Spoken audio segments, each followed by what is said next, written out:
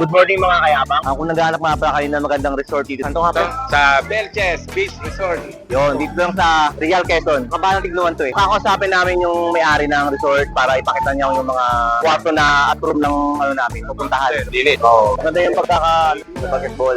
Tara, kausapin natin yung may-ari. Ito na nga pala yung ano, isa sa staff ng resort ng Belches. So itatanong namin kay ate yung mga rate ng bawat room. Ano, magkano po ba yung bawat room dito na? Tulad niya, may lipat kayo. Yan po sir ay 4-5 po. Good for 10 packs po. Parang binigay mo sa amin ng ano, discount. 3,000. Oo. Ganun kakaganda ang pag-resort dito, pre.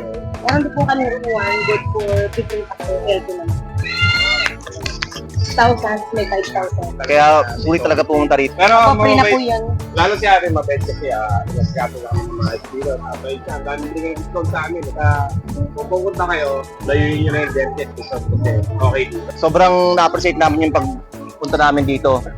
Yung mga kasama namin talagang sabi nila gusto nilang umulit dito kasi okay daw yung mga tao dito. Lalo na yung may-ari ng resort. So yung mga staff ng resort na to talagang grabe, solid. Wala kayong masabi. Ang ganda pa.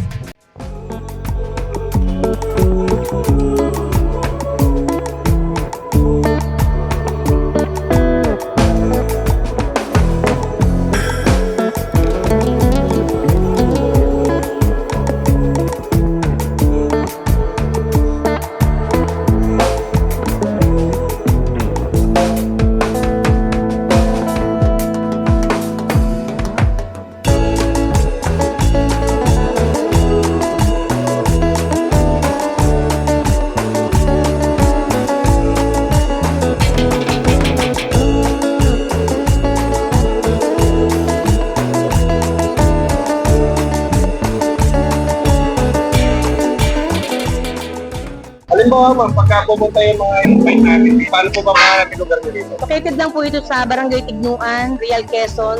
Tapat lang po ng Iglesia ni Cristo. Yan. Nag-iisa naman po yan. Ano po bang magandang ano na hanapin para makita agad yung resort ninyo?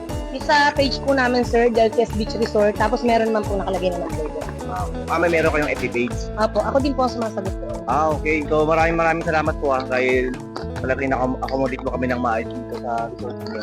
Salamat din po ng marami sa inyo sir. Thank you. Thank you. Maraming salamat.